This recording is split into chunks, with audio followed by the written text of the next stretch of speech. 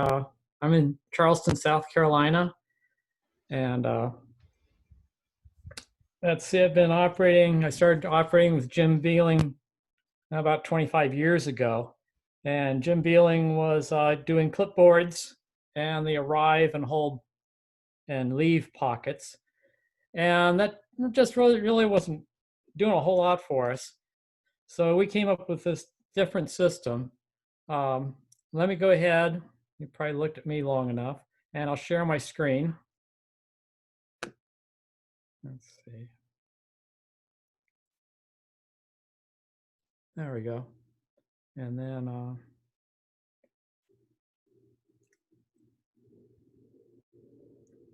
there we go. I'll get the. Okay, so there's a nice overview. Carl, you're not whatever you're sharing the wrong screen because I still see you. Ah, okay. Let's see.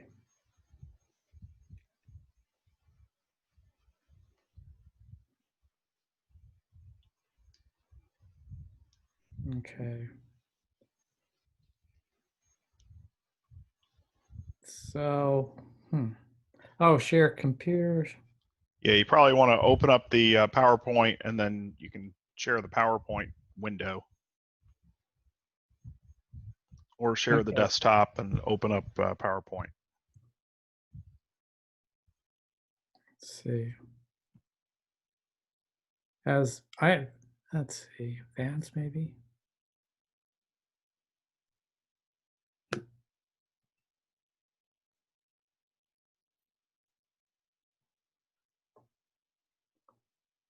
Are you seeing it now? Yeah, but it's, hold on a second. I just need to maybe start this. Yeah, it's, like you got it zoomed way in there. Oh, you were screen shaving.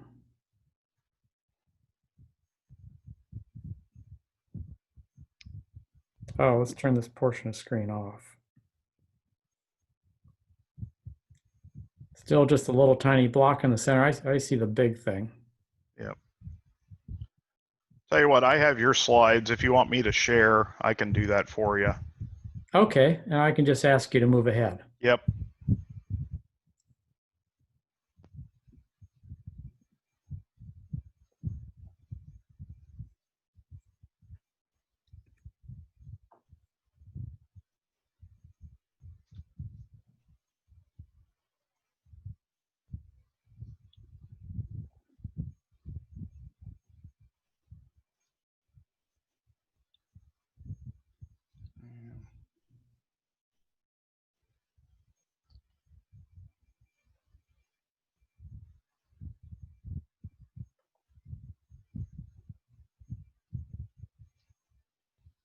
All right, hold on.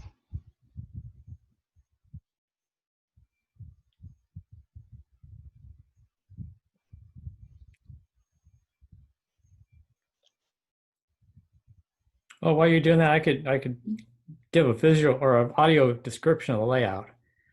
That's fine.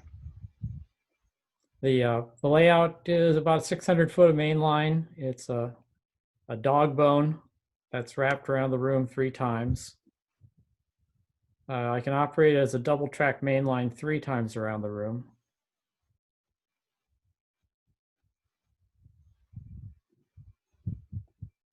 All right, this is my PowerPoint's doing something weird here. So, all right, we're just going to do like this.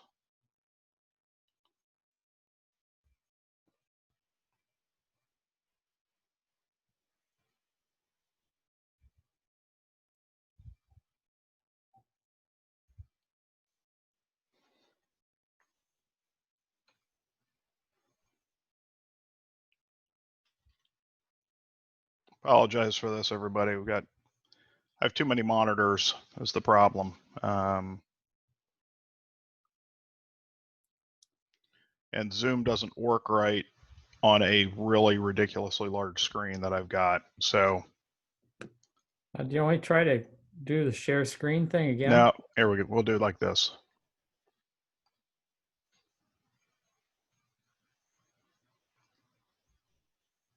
All right. Can everybody see that now?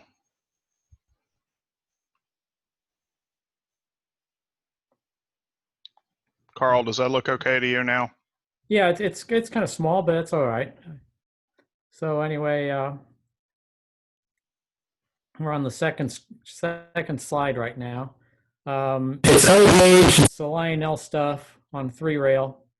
Let's see. Now we're on the third slide. There we The go. best. Okay. I'm running Digitrax DCC because Trainmaster wasn't working for me, and because I want to do hands-off switching, I've got KD couplers, and I got magnetic uncouplers between the rails. There's 1 yard and 3 cities. I've got 9 staging tracks. The main line is about 600 foot. Okay, next slide's fine. Okay. Okay, so these are the control panels. The easiest way for me to illustrate it. It actually shows all the track. The top left slide is the main yard. It's kind of dominated by the turntable, which really doesn't get used much. But then you see a ladder track to the right. And now the important thing over to the left lower corner in there, there's a loop, and that's the reversing loop. Slide dropped out on me. Yeah, okay. So then the 2 heavier lines are the main lines. So you leave the yard, you go down the hill to Jamestown, which is the top right slide. And Jamestown is small. Now we jumped ahead again. This one? Yeah, stay on this one for now. Okay. Small town's got 3 sidings and a runaround. And just because nobody's perfect, the one diagonal line was a line I laid all the track. You'd think I'd be able to get the control panel right, but I drew it wrong and had to correct it. And over on the far right-hand side, you can see a little green light. That's the signals. The signals on the layout are just for protection of the town. Okay, then down on the lower left side is the Ruth Mountain. You can see the main lines coming across the bottom. Ruth Mountain loops up the mountain, goes up about 2 feet above the main line there. All right. Hey, Carl, hold on just a second. Let me see if we can get it in. I see what I was doing wrong. Okay, sure. Yeah, that's better. Is that better, everybody? Thumbs up. All right. Go ahead. Okay. So let's see. We've gone through Jamestown. There's Ruth Mountain. And then finally it makes it up to Vern Summit. And there again, you see the main line goes straight across the top, but then you can veer off to the left and do the return loop. So the way we run the layout is you leave the yard, you go through the loop, you go to Jamestown, which you'd be on the top line. You can't actually switch. So that's just a bypass. You get to Ruth Mountain, you can switch that. You go up to Vern Summit, you loop around. Now you can switch Vern Summit. And then you go down the hill through Ruth Mountain back to Jamestown. You finally can switch Jamestown, and then that takes you back to the yard. So enough about that. Let's skip ahead. The next slide. There we go. So that's a panorama picture of the yard. Next slide, please. There's Jamestown. You can see it's small, but it's still fun to switch. Next slide. There's Ruth Mountain. The main line goes across the bridge and over through those two tunnels. And then you go, the one tunnel loops around up to the logging area. And then there's a switchback that takes all the rest of the way up to the mine. Let me go to the next slide. And this is Vern Summit. Vern Summit's kind of the trickiest one because the switching leads on the left-hand side are extremely short to get into the coal area. And the next slide, this one's a double. The top slide is what it normally looks like. The bottom slide is with the 9 holding tracks lifted up out of the table. So any of the trains on those 9 tracks, I can line up with the layout and run them off the right end and on the left end. So that we use 3 of those for the operating holding tracks. Okay, next slide. Can't actually read this. I just put it in. The number 1 rule is the only important rule, and that's to have fun. Okay, next slide. Okay, now this is the heart of it. It's a repeating schedule. There's 87 steps in it, and we call them hours. And the time runs from left to right. And the top column is what we call the hours. The next line is the dispatcher, and that has a letter for the train that the dispatcher has to run next. The one after that's a yard. That shows the yard master when he's got to make up and when to expect trains coming back. And then we have the 6 towns. 3 of them are imaginary. Chicago, Minneapolis, and St. Louis are the holding tracks. And then Jamestown, Ruth Mountain, and Vern Summit are the actual tracks. So if you start at hour 1, you can see the A train is going to Ruth Mountain, and that's a turn. So it's there for a long time, and it comes straight back to the yard. But then the next train that leaves the yard is a B train at hour 6, and it goes to St. Louis for a while, and then goes to Jamestown, and then goes to Chicago, and goes to Ruth Mountain, and it runs on. It looks like it finishes up at hour 44. So this is nice. The dispatcher only has to think about running one train at a time, and everybody gets a good chance. Let's go to the next slide. And what I do is I print this out and I put it on a pin board, and I use the pins to show where the trains are. So like here you can see at the beginning, there's the A train. The A train is just about ready to leave. The L train down on the lower section has just arrived at Ruth Mountain. It's got some switching to do. And the R train's just arrived at, I think that would be Vern Summit. And the M train looks like it's been in Chicago. It's ready to come back. And just above that M train, you can see another N, and that's the now marker. We just move that along as the time passes. Yeah, next slide. So this is the duty roster. So when the guys show up, most of them have their own tag made up. I put them on the duty roster, and then somebody will volunteer to be the yard manager. It looks like Rick and Frank decided to do the yard. And Hal was the first one in the door. So the next train that's going to a town that's going to get switching, I assign them to the train.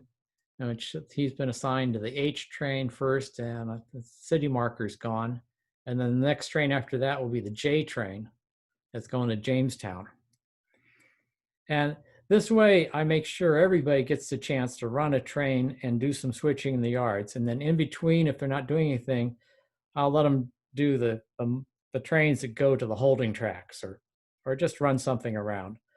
And then down at the bottom, those are all the extra markers. The trains run from A to R. Next slide, please. Okay, so when you're assigned a train, here's the B book. It has the train letter at the top. It has a holder for the engine cars, and the engine cars tell you what the number is on the engine, what type of engine it is, the colors, and the DCC code number. It's usually the same. And then this is the one thing I think is really handy. You can write on this card what the code is for turning sound on and off, because most of the time we run without sound, it gets real noisy. But one really nice thing about running sound is when you're in the tunnels, you can kind of keep track of where your locomotive is. So let's open the book. Next slide. So this train's going to St. Louis first, and it's got a card in there, the 110,007. Let's see, K line. It's a yellow reefer. So when it gets to St. Louis, this would be the dispatcher's responsibility to quote unquote switch St. Louis. He'll take that card off and turn the waybill to the next destination. Let's turn the page again to the next slide. So here are stops 2 and 3. After St. Louis, it goes to Jamestown. It's already got one card there. It might pick up that card that was in St. Louis to switch. And then after Jamestown, it goes to Chicago. It's got 2 cars to switch. Next slide, please. And then here's stops 4 and 5. Already 2 cars in for Ruth Mountain. And then Minneapolis doesn't have any cards. So, at the first 4 towns there might be a car you pick up that's going to Minneapolis. So, okay, let's turn. I think the next one shows us the actual, here's the car cards and waybills. They're plastic folders. So the top is the description of the car and the number. And I like the rubber stamps because it makes the numbers nice and big. And then the waybill is an 8-turn waybill, 4 on the front and 4 on the back. And here you can see that's turn number 6 on the back. You can see where it started. It went to Ruth Mountain first. Enough variety, we actually never swap these out. Let's see. Next slide. So here's the dispatcher's duties are to keep track of the trains and make sure everybody has fun and gets a chance to run a train and releases the trains on schedule. Another thing the dispatcher can do is he can tailor the trains or the assignments to match people's abilities so they have fun, they don't get frustrated. And then just keep track of the schedule. If you're feeling excitable, you can try to run a couple trains at the same time. And it's not too hard on this layout because the trains never really pass each other except if they're on a siding. Next slide. So here's the railroad master's duties. He's got 6 pockets here, and the 6 pockets are the 3 real cities and the 3 holding tracks. So when a train comes in, you'll take the waybills out, look where they're going next, and drop them in the pockets. Put them in the back, pull them off the front, and then he or the hostler will assign the locomotives. And then there's pegs over on the other side for the throttle. We get the throttle all set up so the operators don't have to mess with getting the throttle set. And the books are marked ready to go. Let's see. I don't think there's anything else to see in that slide. Next slide. Now I've got these little plastic strips. You can see, let's see, what is this? This would be, that's Vern Summit Yard. You got 3 pockets, 1 pocket for Jamestown, 1 pocket for Ruth Mountain, and then the 3rd pocket is for everything else.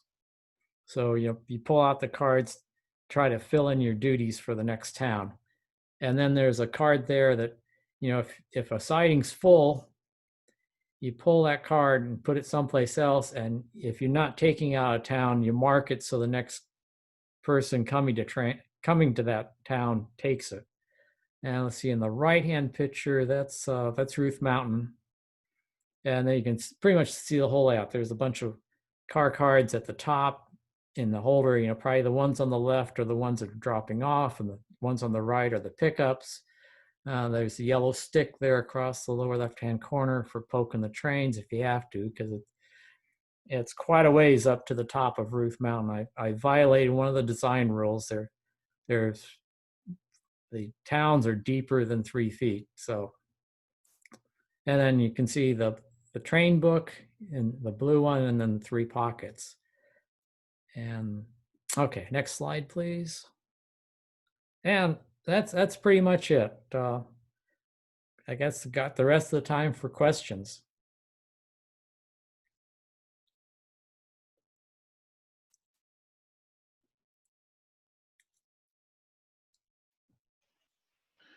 All right. If anybody has any questions, you can type them into the chat and I will ask Carl. If not, we will move on. Are there any questions from the group? And if you don't want to type, let me let you unmute yourselves here.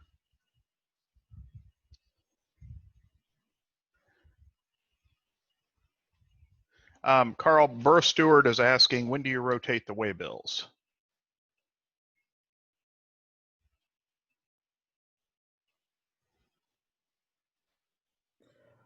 Um, as soon as you deliver them to town, when they go in the siding where they belong, you rotate the way bill and put it in the pocket for the next town that it's headed for. Okay.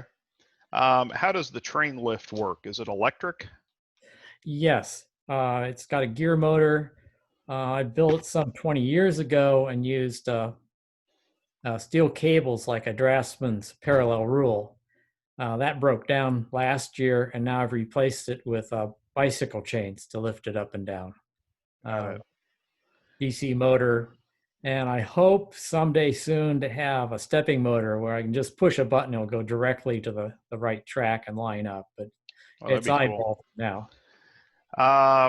Let's see. Cal from Cal Sexsmith is asking, how do the plastic strip holding the waybills work? It's those little strips they put in grocery stores to hold the prices. I picked Got it. some up out of the dumpster.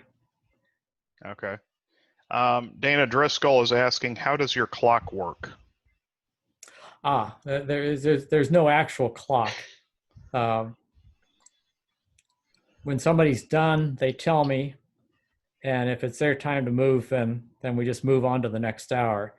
I did make up an electronic LED counter, but I never kept up with it. So basically, it's that little pin that says now. That's the clock. Okay. Stanley N. Sorry, Stan, I'm not going to try your last name. How long is a typical ops session? We operate every week, 3 hours, Okay. and we just stop wherever you are and pick up the next week. One thing I didn't mention in the books on the header with the city name, it also tells the hour that you arrive in that city. Okay. Got it. Are there train length constraints on the trains? Yes, we run six car trains unless the locomotive won't handle it. I've got one locomotive that only likes five. All right. Uh, so Uh, you could be switching six cars in one town, but it's usually about three. okay. Tom Carr is asking, how many crew in an average op session? Was it about 5 or 6 there on your board? Yes. Uh-huh. Okay. Uh, Um, Tony is saying, four I'm lost. Oh, go ahead. four people is optimal. The other neat thing about it is you can run it alone. So you Yep. just do one thing at a time. And I got a lot of my hours towards a master model rotor dispatcher by doing that. Of course, I couldn't dispatch myself. I just did that Yeah. operating hours. I'm surprised you can claim. I don't know. Did we talk about this? I'm surprised you can claim your own railroad for chief dispatcher. But hey, if they Yeah. took it, great. Well, all the hours I put down for dispatcher were on Jim's layout. Okay, but you can put down for other like Yeah. wave freights and Uh-huh. nice. Right. Okay. Tony BBC is asking, I'm lost. Isn't 3-track O gauge AC? How are you using DCC Digitrax? I only use locomotives that have CAN motors, and I put a DCC decoder in them. There you go. I think some Mike's Train House locomotives are adaptable to DCC, but I don't have any of those. Okay. Um, Mark Rickert is asking, permanent magnets or electromagnets? All I'm permanent assuming. Okay, for for uncoupling. uncoupling, I'm assuming. Yeah, yeah. Katie sells them for 3 rail track. Got it. And Doug Smith is asking, how did the car pockets work again? One town each way. I think you had. Let me show that slide again. I think this is the one he was talking about here.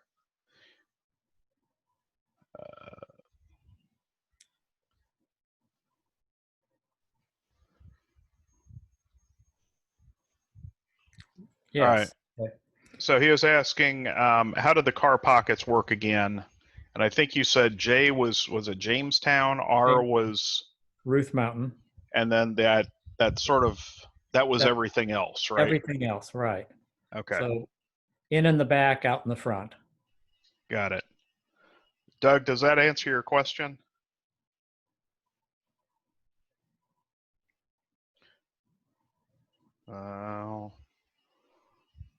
I guess silence is consent. And to everybody who's watching, we'll put these slides up on the OPSIG website after this is over, so you can zoom in on the detailed pictures. They're really great pictures, so we're just kind of limited by Zoom here. So, and Doug said yes, it does. So, all right. Yeah, and there's the video too. That's really kind of neat. And if anybody's in Charleston, you're welcome to give me a call, and I can run an operating session anytime you show up. Is that the video that I shared for you? Yes, it is. Okay. Yeah, we'll leave that up there. It's a Facebook video. So that's up on the opsig.org/virtual page. And with that, Carl, thanks so much for sharing. I appreciate you taking the time to do that. All right. Next up, we have Tom Cain, who's a local here in Indianapolis. And let me lost track of my windows here. Hold on. Oops. There we go. Let's find Tom. There we go. All right, and we're going. Hold on a second.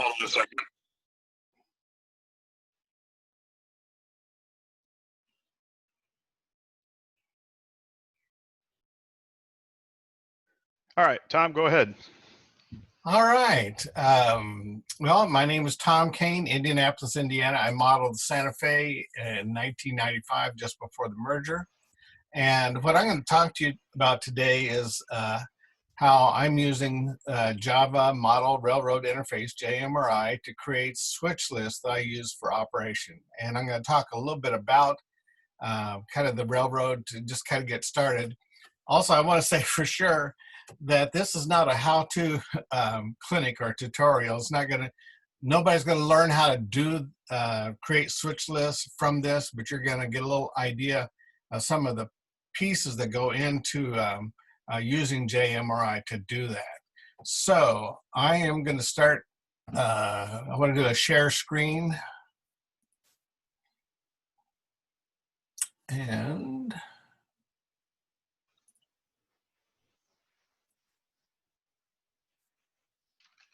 do we have it up there now? Yeah, it looks like it. Okay. All right. So we're going to talk a little bit about using JMRI for on my layout. Well, I'm not sure how to advance from my computer all of a sudden. If you go down near the bottom of that screen, there's a little arrow there. Oh, sure. There you go. Thank you. This is my control setup. I use NCE. This is, you can see my cursor there. There's the power supply. There's the control station. I've got an EB3 circuit breaker here and an EB1 circuit breaker. These wires go up to the different buses on the layout. And I have little interrupters here that if I have a circuit, short circuit, I can hit if one of my circuits is flashing that's shorted, I can just push the appropriate button here and it resets without turning the whole system off. At the other end of my layout room, it's 48 feet long. It's 12 foot wide through most of the room, but part of it is like about 25 feet wide. But at the other end of the layout room, I have another 5 amp booster, and then I have a second 5 amp booster that's just strictly for staging. And then I have the same little interrupters here that allow me to reset those power districts without shutting off the whole layout. I use wireless, so there's never any plugging into you know, the fascia to control trains. I have the NCE wireless throttles, but because I'm using JMRI, if a person wants to bring their iPhone or Android phone to use as a throttle, we can use that as well. They're not quite as reliable throughout the whole basement like the NCE is, but honestly, with the NCE wireless throttles, we have never had a communication issue. So I'm really happy with that. And I've got 2 antennas over the layout. This is a little bit about what the schematic of the layout is. We have Joliet here on the east end of the layout and Streeter on the west end. I've got 3 double crossovers and 3 single crossovers, and I've used the Santa Fe track charts to help me figure out what really existed out there on the railroad.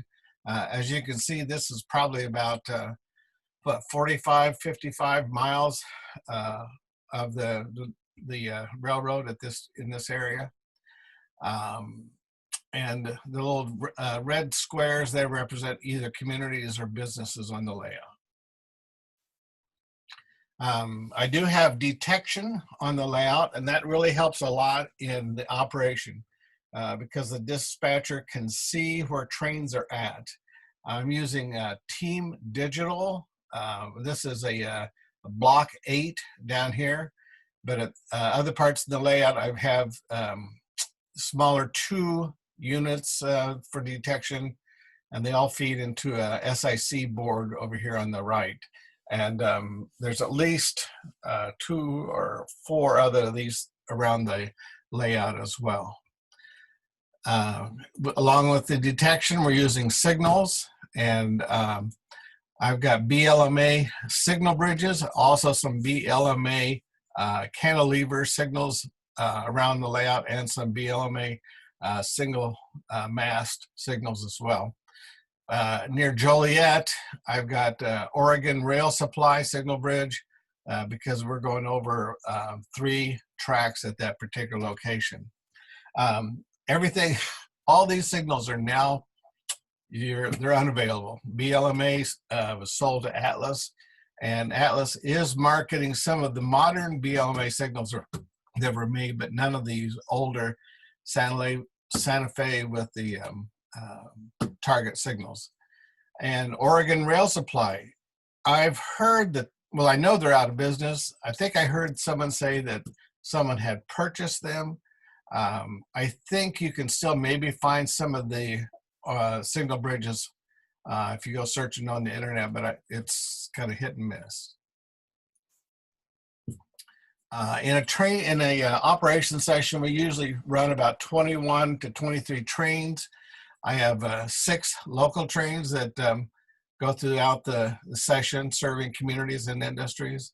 I have 2 long distance Amtrak trains, 2 local Amtraks, 5 intermodal trains, 2 auto racks, 3 manifests, 1 unit grain train, and I have opportunity for special movements as well. I have a Conrail that runs through the Santa Fe, and they've got like a big old heavy duty transformer on a depressed flat car that sometimes needs to get around. And then I've got an opportunity for a maintenance train.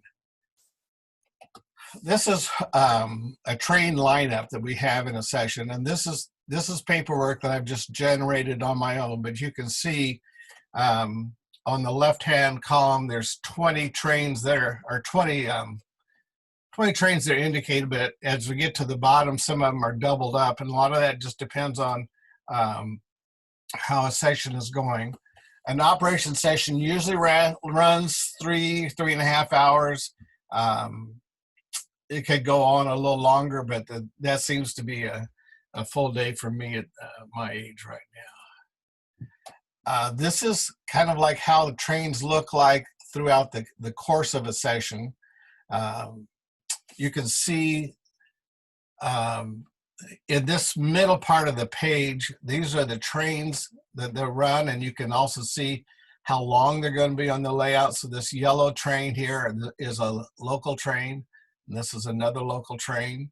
But up here in the upper part of the layout of the page, you can see the direction of travel. So this is Santa Fe 3698. He's going to start up here at the beginning of a session, and he's going to work his way west, and he's going across the layout. Meantime, in Streeter, this local is going to be heading east, And we're going to get together somewhere around Maison or Verona. The tricky thing is if you've got this Santa Fe eastbound auto rack coming through the same time, you have a bunch of trains that are coming at this area at the same time. And that's where the dispatcher has a lot of scheduling that they need to work with. This is part of the paperwork that I put together in preparation for my chief dispatcher certificate. This is a dispatcher screen, and this is part of Panel Pro that's part of JMRI. And this, I believe, is created in Layout. Yeah, it's Layout Editor. And the screen is a schematic, and this is Joliet. So this is the east side of the railroad, and this is the west end over here in Streeter. The little dotted lines are there for continuity, which helps with the signaling piece. I think there's probably some way in JMRI can make them disappear, but at the same time, it's kind of handy to know how one track relates to another. Because of detection, when a train comes onto the layout, the track changes from black to red.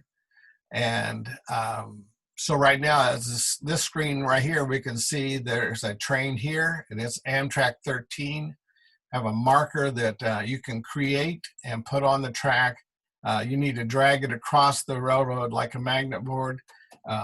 There's one step higher in JMRI that's called CATS, and I think Dave talked about that last week in his presentation, that it'll actually carry it across. And I think there are other ways to do that as too, but haven't got to that area yet. But you can see the signals on the layout, and here's the crossovers. The crossovers are in different colors just to kind of help keep track of them. I'm going to tell you, Dave Sands, who's a JMRI, if you ever pay attention to a JMRI, if you see him, he's one of the guys that helped me and clean up some of the bugs in my screen and my signal system. I'm quite grateful for him. But what you see happening here in this particular screen is we have Amtrak, which is westbound. He's on the North Main. And because I have a local train here in Coal City operating this track, and you can see it's occupied right here. So we're going to use the Amtrak. We're going to cross him over at this control point 58, and then bring him back onto North Main at control point 71. And also down here, we see the other local 2851 who's working in this section right here. The layout, it's like it's at a 48-foot by 25-foot room. It's a pretty good sized room. You'll see a couple pictures of it here a little later on. When you are going to use JMRI to develop switch lists, one of the first things that you have to do is to identify the locations that are going to be on your layout. And you can see here, I have Chicago staging, and that's my staging yard. I don't know if we might have a picture of that we can share, but Chicago staging and Kansas City staging. And then here's the other locations that go to it, that gets served by the layout. Basically, you create your locations at this screen, and then you would click on edit, and then you start filling in the information you see in the middle here. For example, this is Coal City, and one of the first things you have to do is to indicate whether it's going to be served by the east or the west. And we'll come back to this in a second, but it shows here all the different kinds of cars that might serve Coal City. So after you identify Coal City, then you have to start adding spurs, yards, or classifications. In my railroad, mainly everything are just industries that get serviced. And so I have 4 different spurs that get served at Coal City. So I create the spur, and then we go to edit, and then you get to a screen like this. And at this point, you would have to put in the length of that area there in Coal City Lumber, at the Coal City Lumber Yard. The neat thing about the JMRI is you can measure the inches and it will convert it to scale feet. So you have to do that and put the length of the track. Then you start deciding what kind of cars are going to service Coal City Lumber. And so I'll use some box cars that might be thrall doors or just regular box cars or plywood box cars, bulkhead flats. Then you have to decide if it could be any train that services that. I do indicate that these are all, because of the way that siding is facing the main line, it's going to be served by westbound trains. So then you would save that track.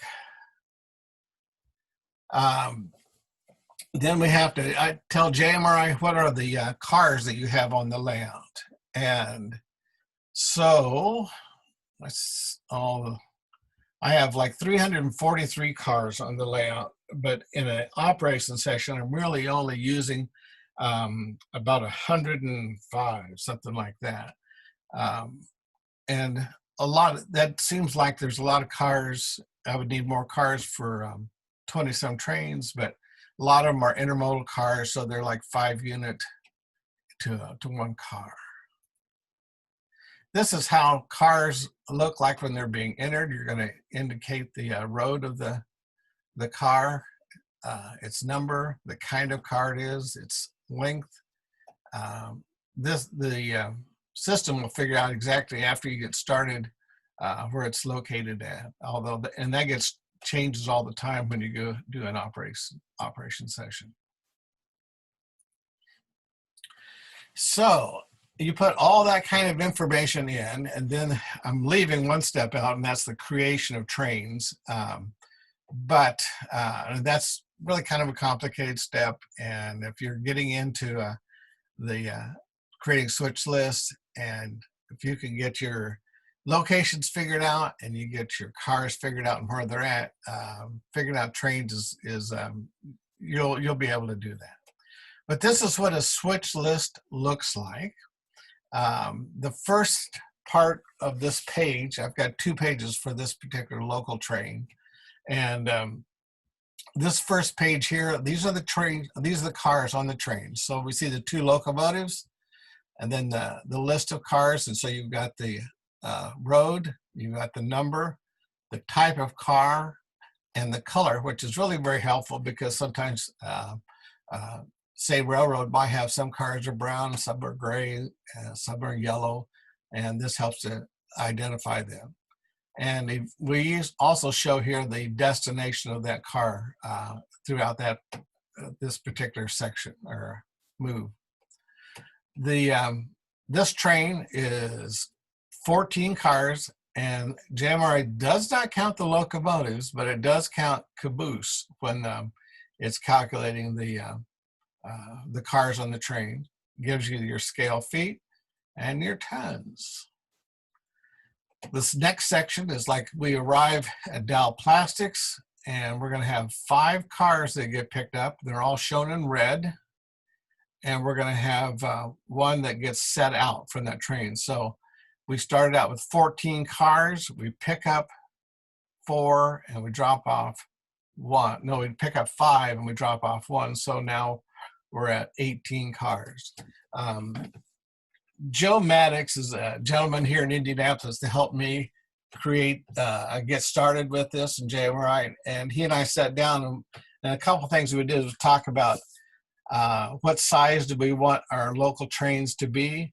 And I can't remember exactly. The number can grow during a session, but at the end of a session, the train is never more than 12 cars. So that kind of keeps things at a reasonable number to work with. So the next stop we've got is Coal City, and here we're going to pick up 4 cars, and we're going to set out 2 cars. Then after that, we've got the next town is Maison, and there's no work at Maison. This is page 2 of this switch list. And in Verona, we're going to pick up 2, and we're going to set out 5.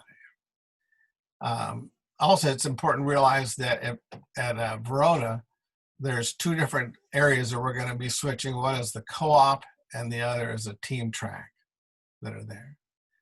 We get to Ransom, there's 1 set out. And then finally, when we get to Streeter, there's going to be 1 pickup, and there's going to be 5 cars that get set out. And when we're finished, this is the train that we take into staging. Although if we look up here at the last location, it tells us that we have 12 cars on that train. And these are the cars other than the locomotive. You can see the caboose there too. So that's what that switch list runs. In an operation session, when this train runs, it usually takes 45 minutes to do this, along with if there's a real busy, a lot of traffic, and we have a scheduling issue between that Verona and Ransom area where that one train has to wait on another. It can make that last a little longer, but anybody's ever been around a real railroad, there's sometimes where you have to sit and wait. This is a switching job on the layout, and it really operates between 2 specific locations, along with using 2 sidings that it also picks up and moves cars at. And this first part of the of this page, this is just one. This particular job just takes this 1 page. Sometimes it ends up being pressed out to 2, but it's always most always 1.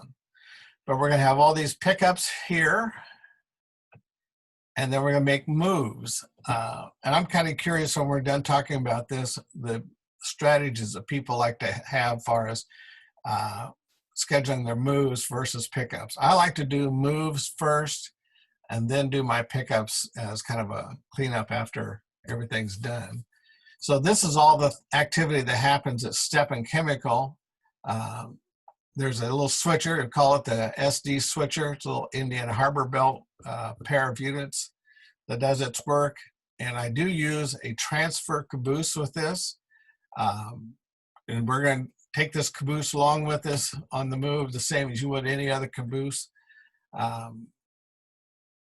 And after we've done our work at Step and Chemical, we're going to travel. We're going to take that train and we're going to go to Dow Plastics, which means I've been working on a siding. I have the access to a switch lead, but then you have to talk to the dispatcher to get permission to get onto the main track to get to Dow Plastics. And there we're going to have a number of pickups and moves and set outs. Here again, I like to do the moves before we do any pickups or set outs. But this particular piece of our stage of this, the work with the SD switcher can take quite a while. And finally, when it's done all its work here, it goes back to Step and Chemical and sets out some of the cars that were probably located on the westbound siding at Dow Plastics.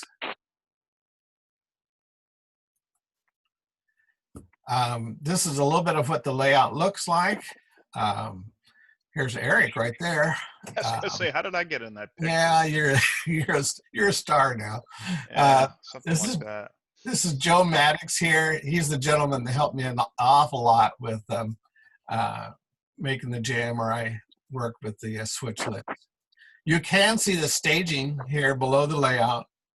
This is an old picture because I have fascia on the layout now, and it's dressed up a lot more than it is. I also want to point out this gentleman right here. His name is Frank Hughes. He's master modeler number 29, and if you see any trees on this layout, he made them. And so I was so fortunate to benefit from his help. This is the layout room. You're looking really with your back almost to one wall, and you're looking into the room.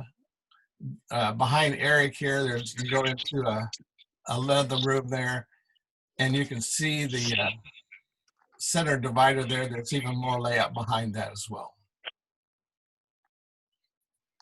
Say, Tom, you got some staging down. I mean, there's staging down below the deck that I was standing next to, right? Yeah, Sort this of is behind all, me. yeah, this all is all staging. staging here. Okay. Yeah. Yeah, I have 6 staging tracks, 3 that are eastbound and 2 that are westbound, and then the 6th one that is both east and westbound for the local tracks, because the trains down in the locals, sometimes they're going to go east and sometimes they're going to go west, but they all have to go to that track at the end of the game. Here's Frank again. This is Verona. So we're doing a grain operation here. You can see the fascia now that's done. This gentleman here is Bud Klump, and he is one of the big help in building the layout, along with Frank and another gentleman, Paul Brown.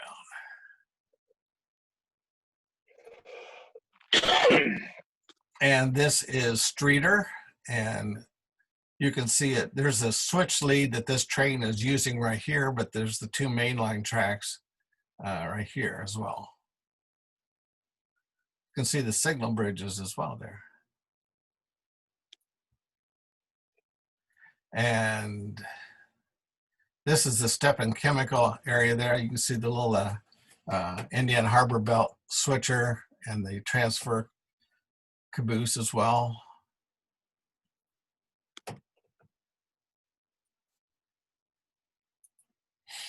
This is the dispatcher screen, and this is where I'm sitting right now, although that's not me. That's Steve Brown. And he's from I think Albany, New York, but he lives here in Indianapolis. And he and his father are really into the trains. And I think his father had an article in Model Railroader just like a few months ago. But you can see here's the main dispatcher screen, and over here on the left is the staging area as well. So, well, that is what I wanted to share about that. So, are there any questions? Yeah, there's a few questions who came for you, Tom. I'm just going to go in reverse order here. Tony BBC asked, how do you prevent cars picked up along the route from being set out at a later location and guarantee all pickups except at first location all get delivered to the end of yard at the end of the route? You know, JMRI, because you're going to tell JMRI whether a car is loaded or empty. And you're going to say, for example, like the only cars that are going to get switched at a grain operation are going to be covered hoppers. So JMRI is going to decide what cars get served there, and it keeps track of what you've decided you're going to do. And one of the things I do at the end of a session is I run a report that tells me where cars are supposed to be according to the moves that JMRI worked up. And I go through and see how well everybody did to make sure the cars are where they're supposed to be. And I'm going to say 98% of the time, everything is where it's supposed to be. Now, I don't know if that answers the question or not. Yeah, I think a lot of that JMRI is doing. That there are some options along the way. Right. So I threw a link into the chat. That's probably the best resource. It's a discussion group talking about JMRI. It is a very high volume list. I use it as a web search instead. But let's see, Burr Stewart asking, when you arrive in staging, is the order of the cars and the train the same order as the switch list, or does it matter? It does not matter. Okay. When I run the next report to create the next switch list for the next session, it will decide the best or the optimum order of cars for that particular train. In other words, any car that's going to get switched at the first location is going to be at the head of the train.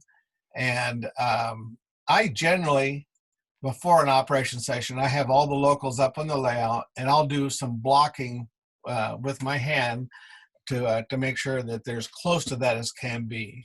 But I'm not critical that whether when a train goes into staging that it has to look just exactly like the order of the cars on there. That's really not that important. Yep. And Tony's follow-up question, but when you do switch list, I assume you're letting JMRI decide what cars to select, and that I believe is correct. Yep. It's just that's detail. above. I have no idea how JMRI does that. Yeah. The only thing you really do is in JMRI, you say this siding can take these cars, and it figures out where to pull them from. Yeah, I don't want any. I don't want any lumber cars at the grain elevator, and I don't. Yeah. Yep. Chuck Hakarinen asked, does JMRI have a way to automatically convert a loaded car to an empty car after the car is set out for emptying on a spur? You know what? I think that's one of those kind of magical things that it just knows that if you deliver the car there, it's just working with the understanding that the next time you run a session, it's been loaded. Yep. I have one particular, it's kind of a fun car that serves a John Deere dealership. So it's a flat car with a John Deere tractor on it. And it takes when it starts out loaded, it takes that car to that location and gets delivered. And then the next session, it shows up that it's empty because the tractors come off. So I have two cars that have the very same number on them, two TTX flat cars. So for the next session, I have to go over there manually and switch out that flat car that has the tractor on it with one that's empty, because that's after you put a tractor on a car, you don't want to have to unfasten everything for that. Does JMRI have a way to put in a rule to essentially require a buffer car for hazmat? I don't know the answer to that. I'm almost certain that you can do that. If you go to the JMRI discussion list, the kinds of things that get discussed in there are incredible. There's a recent discussion about someone wants to run an excursion train. They want to be able to pick up the cars for that excursion train. Let's see. How many operators you running? Is it four operators there? I usually invite 6 people to come to operate, and so there's almost always 3 to 4 trains on a layout at a time. So that gives a couple people an opportunity to take a break now and then. Okay. But in addition to those 6 people, I've got myself doing dispatching, and I've got Paul Brown and Bud Klump that are there in the back room. Then they're keeping the staging yard going both directions so that trains are ready to run for the other guys. Got it. And there's a question. How physically far apart are Tom's NCE boosters? Well, the basement is about 48 feet long, and the boosters are probably about 25 to 30 feet apart. Okay. All right. Let's see.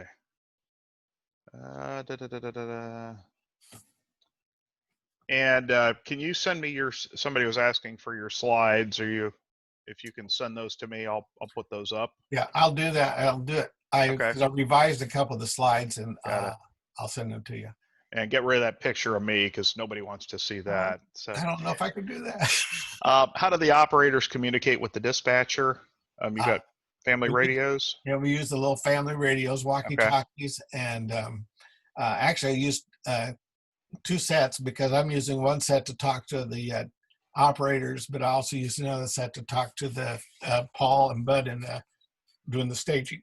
Okay. And do you build all the trains before the op session starts? At least what I know about JMRI is you build the train as you go. Yeah, right? I do. Now, I think I've seen or heard on some of the discussion lists that people actually can build trains in the course of a session, and I don't see why you couldn't do that. I think you could. Yeah. John Hansky asking, how does a boxcar not get put into another industry? if you've got two industries that take boxcars, I don't Well, think. no, you actually, I've got a couple locations like Cold Actually, you Center. know what, Tom, sorry. His follow-up is, does JMRI capture the empty boxcar? I'm not quite sure. Well, you could. I think I have on my layout. I identify spots that people will put things at. So I do Okay. have both fertilizer covered hoppers and grain covered hoppers going on the same siding, but the operator would know which goes to which location. Okay. I guess, Eric, am I there? Yeah, go ahead. I guess what I'm asking is if you pick up if it tells you to pick up a box car and it sees that another place will take a loaded box car, how does it know not to deliver that loaded box car at the next industry it comes across? I know you have a number and everything, but I think in sorting, how does it not say, well, I've got a loaded box car and that industry takes a box car, I'll put it there? I think the way the JMRI works, it is from the very beginning when it sets a car out, it knows how that car is going to be used at that location. So it also plans the next. I mean, it's going to figure out the next session or the next train whether that car, which specific car is going to get pulled from that location. Yeah. And I think Tom Bailey's question is sort of the same thing. Does a car move more than one time per session? Yeah, some of them do. Not all of them, but some of them do. If I have a couple tracks that are like the switch leads, a car might get carried from a local industry to a switch lead, and it'd be like an interchange track. So then you might get moved from that track. Then you might actually switch because of a facing siding that only can be served by a westbound train. If that car needs to eventually go west, it'll go to a switch lead at the end of that railroad, and then it'll get picked up by a train that's going the other direction. Yeah. So that can happen in a section. Yeah, and Paul Hurley says you can designate certain roads to be dropped only on certain customers. There are a lot of limiters you can apply while setting up your layout, or certain loads or freight for a customer. Limitations are defined on the spurs, etc. Right. So there are other people using this, aren't there? Yeah, yeah, quite a few. So, how is off spot handled? Does it worry about spots on the track? So if you've got three places for cars, does JMRI worry if it's 1, 2, 3 or 1, 3, 2? I'm sure you can do that, but for me, I've got on the fascia at each location, I indicate like at Verona Co-op, there's like 5 grain hoppers that can go there, but at the end of that spur, there's just so many cars that would go to a cannery. So on the fascia, it's going to tell you where the cars are going to go. Okay. All right. I don't see any more. I think we got all the questions out of here. Let me give you my website for my layout so you can go see other pictures and things going on there. And it's just basically atsf93.com. Yeah, I put that in the chat, and it's up on the virtual page as well. So. Super. All righty. Well, Tom, thanks so much for presenting. Long time no see. What was it? Which meeting was it? Yesterday morning? This morning? No, this morning. Yeah. So, all right. Well, again, we thank you. I'm going to go ahead and stop the recording.